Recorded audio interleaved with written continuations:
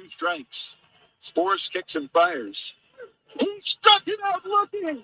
It's over. It's over. The Rangers have won the World Series. Ranger fans, you are not dreaming. The Rangers are the World Series champions. After 52 years in Texas, 63 years in the franchise. The wait is over. And the celebration has begun. Straight up 8 o'clock in the Mountain Standard Time Zone, 11 o'clock on the East Coast, 10 o'clock back home in Texas. Josh Spores wraps it up, and the Rangers are your World Series champions. Can you believe it? And there it is, ladies and gentlemen, your Texas Rangers, your 2023 World Series champions. That, of course, was Eric Nadel, longtime voice of the Texas Rangers on the call there. You could hear the emotion in his voice, or at least I could. And a very, very, very proud young man indeed. And I actually heard that the parade, of course, is going to be on Friday. They have a separate float for all of the broadcasters. So he, being Eric Nadel, long time voice of the Rangers, will be on the float in a parade celebrating the World Championship for the Texas Rangers. Welcome back to the second segment of the Hashtag Brothers of Baseball show right here on the Big Game Christian Sports Network. It's your boy, Willie Epting Jr. Holding it down, man, checking in, wrapping up the series, and just having a good old time up in here, man. Thank you guys out there for checking us out on Facebook, my personal page, the ShakeBack Media Group's page, first Facebook page, the network, BGCSports Network page or Facebook page, LinkedIn, YouTube, and of course, Instagram TV. I see you guys out there watching. Thank you for supporting the vision. And of course, Twitter. Over 12,000 goats there. Thank you guys for once again supporting the vision. All right. Big day to the dopest engineer on the planet. What's going on, baseball fans, Texas Rangers fans? This is all gravy, man. It's all to the good. All right, let's move on in this show, this second segment. It is being brought to you by us. Who is us? We is us. Who is we? We is the Big Game Christian Sports Network. That's right, man. Intense high school football action lives right here on the network. Football tonight as both the Crowley Eagles and the Dunbar Wildcats looking to be playoff bound. Catch the Eagles on the BGCSN 1 and the Wildcats on the BGCSN 2. 2 teams, 2 stations, twice the intense high school football action. For schedules and times, go to bgcsports.net. Once again, that is bgcsports.net. All right, so we are going to continue to give the Rangers their flowers as they are your 2023 world champions. And we discussed a little bit about their historical run there in the first segment. We're going to pick up that here in just a moment. There are a couple players that have played for the Rangers. A few of them have participated in this event without, of course, having to get a victory. But there are a lot of them out there that did not quite make it this far. And here are a few of them. Let's see. We have Julio Franco.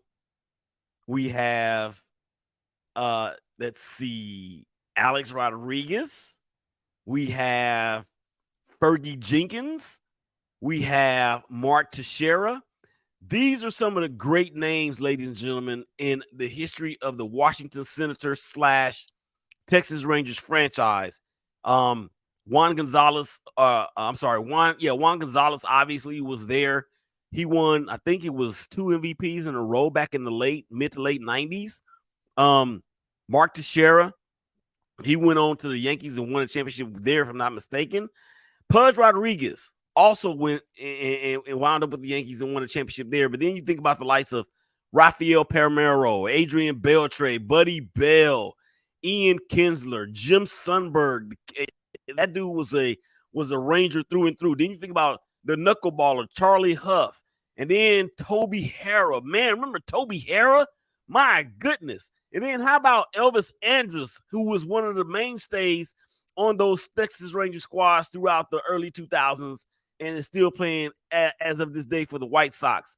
And then you think about players like you think about Yu Darvish, who was so ballyhooed when he came over from Japan with those 7 pitches that he had. Of course, he's now pitching for the San Diego Padres. And then you think about players like Josh Hamilton, and then Rusty Greer, again, Fergie Jenkins, all those guys, man, Ken McMullen, just so many great players in the history of this organization that should be celebrating along with this squad. Those, of course, that are still here and those that have gone on to be with the Lord. So, man, and then you think about the players that have had their jerseys retired. There's only been 5. There's only been 5 in the history of the Rangers franchise to have their jerseys retired or their numbers retired. Ivan Rodriguez, Michael Young, Johnny Oates, Adrian Beltre, Nolan Ryan, and of course Jackie Robinson. He never played for the Rangers, but the number 42 is retired across the entire sport, as we already know. So let's get to some historical perspective, because this run rather that the Rangers were on, and we're gonna get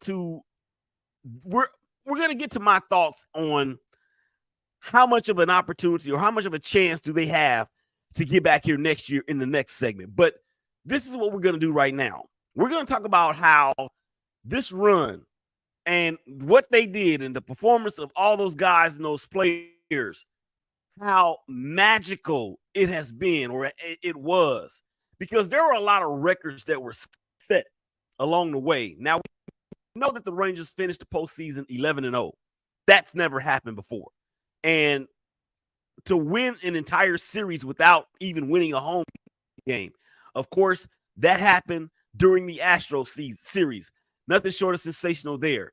And then when you talk about the likes of Garcia, who set a record for RBIs in a single postseason. Then when you talk about what we also discussed in the first segment, Corey Seager becoming only the second position player in the history of the sport that spans over 100-something years to become only the second position player to win an MVP in both leagues. The only other person to do that was Reggie Jackson, Oakland A's and New York Yankees. And then when you think about the fact that they had to go through a 99-win team and a 100-win team and a team that had dominated them throughout the past several years in the Houston Astros, again, you talk about some things that we had never seen before, ladies and gentlemen. Never seen before. So that I think the 11-0 record in itself will be something that we would never see again. And it's weird because when the Astros lost to the Nationals in the 2019 World Series, in a series in which, again, no home team won a home game, we were thinking, oh, well, we ain't going to never see that again. And then you fast forward it 4 years later, and here we are. Evan Carter. This dude is a find. 21 years old. That's all he is. He set the postseason record for doubles at the age of 21. His very first season in majors, he sets this record. And he, look, that dude, man, he's got ice water running through his veins. And if the Rangers are not careful, which, you know what, we ain't gonna do that on this show. Will Smith becomes the first player to three-peat with 3 different teams. He did it with the Braves, he did it with the Astros, he did it with the Dodgers. And if you think about it, he is the first player, Will Smith, to homer off of himself, because there was a pitcher for the Dodgers named Will Smith who he homered off of. Who homered off of him. So he gave up a home run to himself. But again, the first player to three-peat with 3 different teams. 21 Braves, 22 Astros, 23 Rangers. I'm almost done with saying things of what we're not going to ever see again, because as soon as I do, it happens again a few years later. All right, how about this? The state of Texas is the first to have back-to-back titles with different teams. Think about that for a second. When you think about teams that are in one city, like the Yankees and the Mets and the Dodgers and the Angels, and for geographical purposes, the A's and the Giants. And the Giants and the A's have won multiple championships themselves. This is the first time one state has done that. That is crazy. Even when you talk about Cincinnati and some of the Cleveland teams that were really, really good. When you talk about, of course, we already said the Yankees and the Mets. How about that? That's crazy in itself. How about Nathan Eovaldi, who we talked about in the first segment, which one, to me, was the main acquisition that was necessary in order to help to get the Rangers to this point. This dude, Big Game Nate, he lived up to it in this postseason because that's what he does. When he was with the Red Sox, he did it. He has tied the all-time record for most wins in a single postseason with 5. Here are some names that you may remember. Randy Johnson, 2001. Steven Strasburg, 2019. And Francisco Rodriguez in 2002. Strasburg, Johnson, both series MVPs. Those are the only 3 or the only 4 now. That is amazing in itself. And Eovaldi got in so much trouble. He had so many the Diamondbacks left so many runners on base.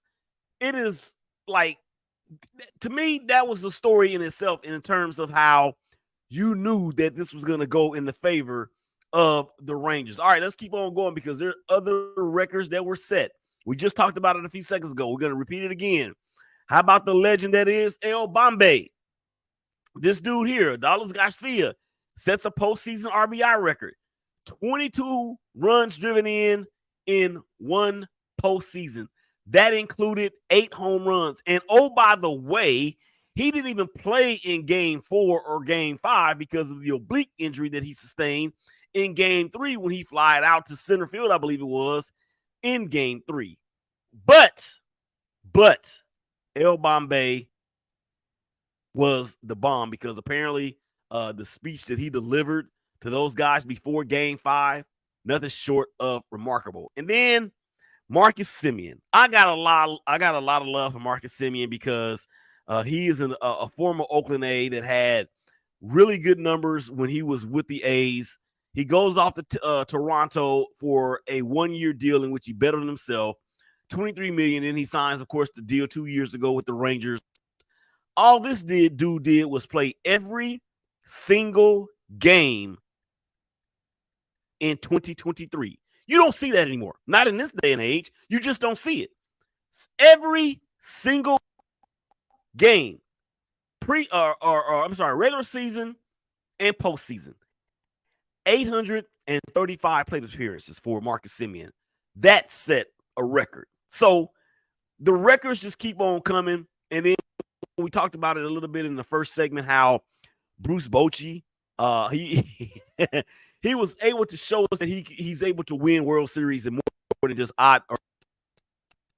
in more than just even numbered years. Because in San Francisco, it was 2010, 2012, 2014, now 2023, his 4th World Series championship in the last 14 years. That is one every other 4 years.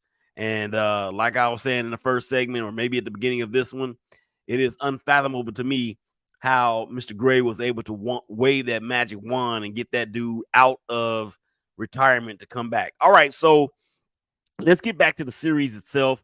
I just mentioned it a few minutes ago about Nathan Eovaldi and the Rangers staff being able to ward off Diamondbacks base runners and keeping them off the board.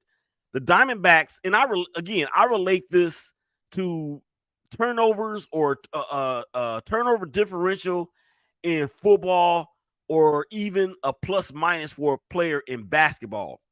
When you have as many runs left on base as the Arizona Diamondbacks did in this World Series, it's a wonder you didn't get swept. And really, in the first game, when Sewell gave up the home run to Seager, it was Seager first and then Garcia second. Or when the when the Diamondbacks, their bullpen gave up home runs to tie it and then to ultimately be won by Seager or Garcia rather in the bottom of the ninth, you had a different feel. I did anyway. But then they came back in game 2, and they really just kind of dominated the Rangers in game 2 in Arlington.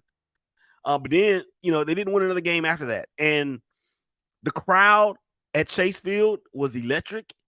This was the first time that the Diamondbacks have been in the World Series since 2001 when they won it off of a Luis Gonzalez flare off the arm of Mariano Rivera, the closer from the New York Yankees.